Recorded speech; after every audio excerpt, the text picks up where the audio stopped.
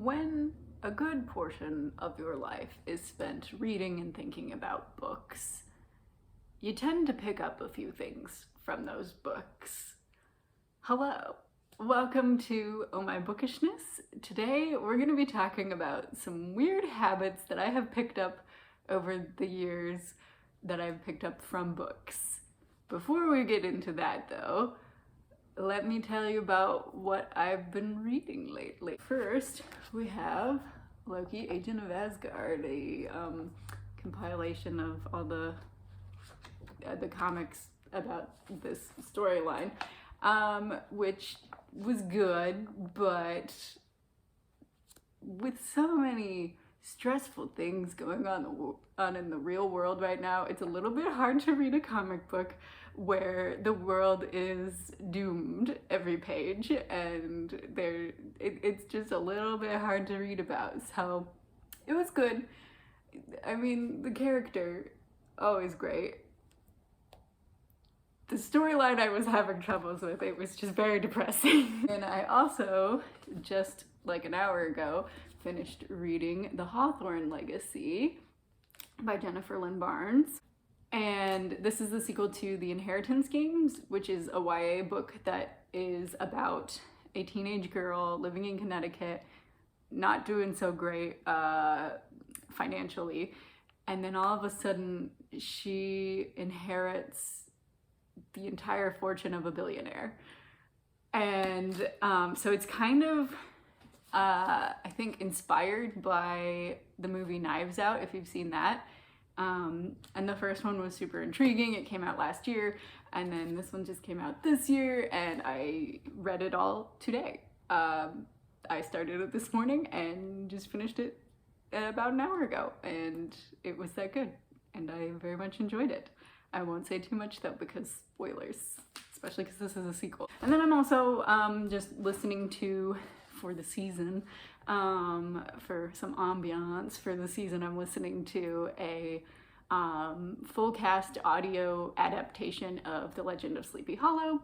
So that's been pretty fun too. I started that last night, and it's very short, so I will probably finish it tonight. So that's what I've been reading lately. Comment down below what you've been reading lately or listening to or writing, and comment the literature that you're enjoying right now. Now, on to the main purpose of this video. I thought it would be kind of fun to go over just a couple of strange things that I do in my life that I wouldn't do if I hadn't read books where the things also happen. Does that make sense? Like, not non-fiction books either. These are things that I picked up from fiction books, and you'll get the gist of it as we get into it. So let's just go ahead and get into it. So the first thing on my list is that I have an aversion to almond scented baked goods. Very weird, right? The reason is because in this book, Etiquette and Espionage, which is a steampunk story about a finishing school for spies in the 1800s, fun series, especially, it's like a good intro to steampunk, I feel like. I haven't read a ton of steampunk, but it is the first steampunk that I read, and I very much enjoyed it. But in this series, as they are training to be spies, one of their instructors or somebody mentioned something along the lines of that almond scent in baked goods has a similar smell to cyanide. I don't know if that's true or not, and I still enjoy almond flavored things, but that's always in the back of my mind. Whenever I smell almond, I'm just like, am I about to die? Nobody would have any reason to poison me, but it's still there. It's still in my head, and that is one of the weird things that I have picked up from reading over the years. So now that you kind of get the gist of it, let's go for another one. Second thing, I sometimes, when I'm alone, nobody's listening except for maybe my cat, I will read out loud. And why do I do this? If you know me, you probably guessed. It is because of Inkheart. also take a moment to appreciate that I found a hardcover copy of Inkheart at a thrift store, no less.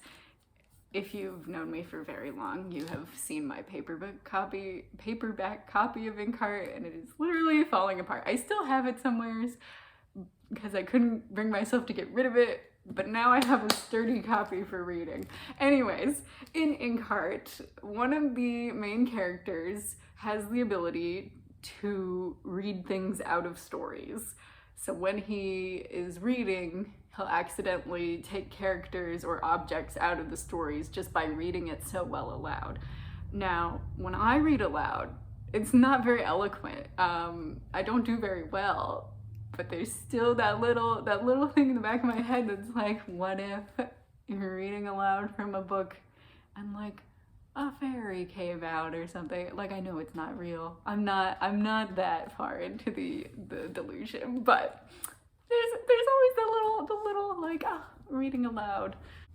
Also, Inkheart in general has just had a big influence on my growing up because I've read it so many times. Another one that I have read so many times and has therefore influenced many aspects of my life, Artemis Fowl. Like, you saw this coming, right? If you know me, you saw this coming. I've picked up so many things from the whole Artemis Fowl series. I like, with the amount of times that I've read it and obsessed over it, it would be impossible to not be influenced by it. Hello, Eleanor. How are you? Oh, no, don't knock over the stand that my phone's on, sweetie. Meow. Come on up. You can sit on my lap. Come on. Here we go. Eleanor says hi. Oh, Eleanor says bye. Anyways, where was I? What was I saying about this book? I don't know. Oh, things that I have been influenced, picked up habits that I have from this. One thing, there is, if you didn't know, do not jump on the bookshelf. Eleanor. Do not jump on the bookshelf. We don't need that drama today, girl. Am I ever gonna get through this video? I don't know. Eleanor seems to think that I should not.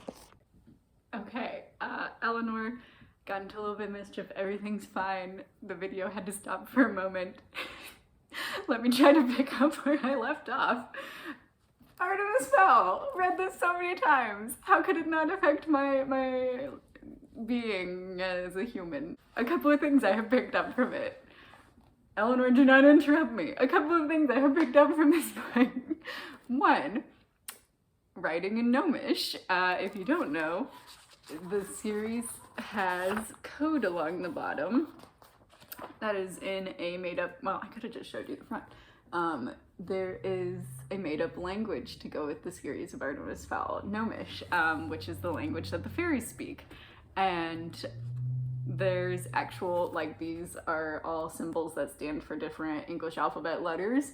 And so you can actually, like, decode everything that's on the bottom of the pages, and there's a secret message, and it's super fun. And I learned this code when I started.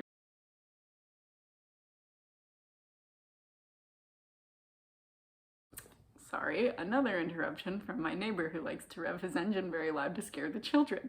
Anyways, yes, so there's a code, and in high school I was secretly a very angsty teen in high school, at least for my freshman year. And so I would write in secret messages all kinds of things like, I hate this class, on my binders and notebooks and things. In Gnomish, I'd write things like, I'm so bored right now, or sometimes I would write like the lyrics to songs, and it'd all be in Gnomish, so nobody knew what it said, but I did. So that's one thing I picked up from Artemis Fowl. Another thing that's like weird is I started walking up the steps 2 at a time a lot of the time, because I don't even remember like which character did it, but there is a character who like runs up the steps 2 at a time, probably Butler, because he's got the long legs.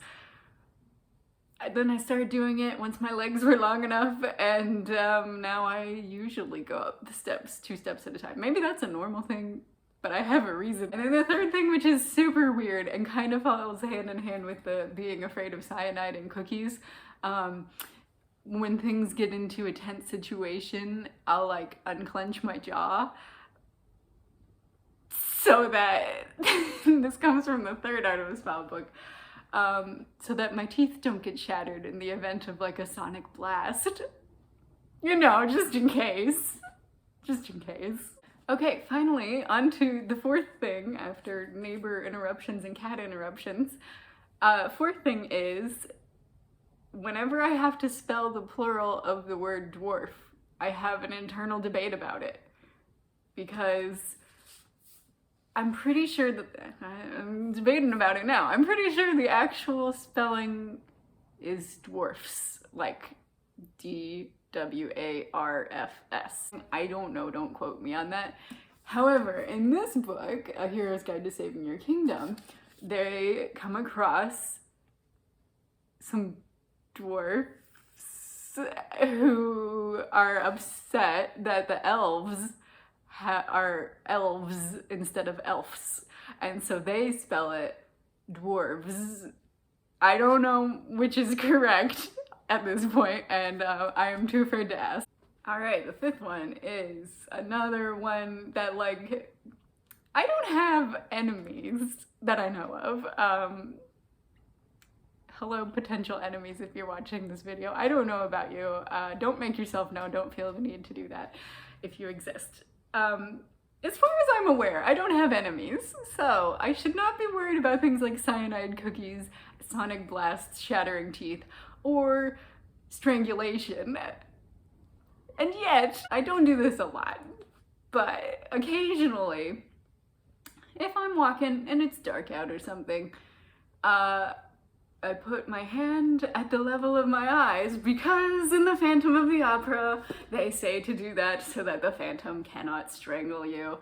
Because if your hand's at the level of your eyes, if they, I won't demonstrate because that seems violent, but you know, it makes it a lot harder to die by that method.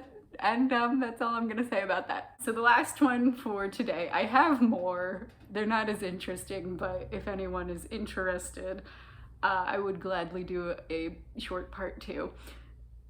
But I have the last one for today, and I'm sure many of you will have, if you've read Six of Crows, you will know that you'll do this too, or you'll know this one too. But I actually did not pick it up from Six of Crows. I picked it up from A Tale of Two Castles. And then it was just reinforced by Six of Crows. And that is to not pat your wallet or valuables to make sure that they're still there while you're out and about, because that lets all the thieves know where you keep your valuables. Yeah, I try never to pat my wallet. It's usually in my purse, and like a purse is a pretty obvious place to keep your valuables, so it's kind of pointless anyway. When I find myself doing it, or like double checking to make sure my credit card's in my wallet or something, I'm like, oh no, Kaz Brecker would be so disappointed in me. And those are the weird habits that I have picked up from books. I have a few more. So let me know if you would care to hear them. Let me know what weird habits you have picked up from books, if any, or if I am alone in this strange phenomenon. I'm sure I'm not. I'm sure there are things that you have picked up from books. Don't lie to yourself. Anyways, that's all I have for today. So thanks for tuning in and dealing with my craziness and her craziness and the neighbor's car's craziness. It's been a trip. I don't know how to end a video, so bye!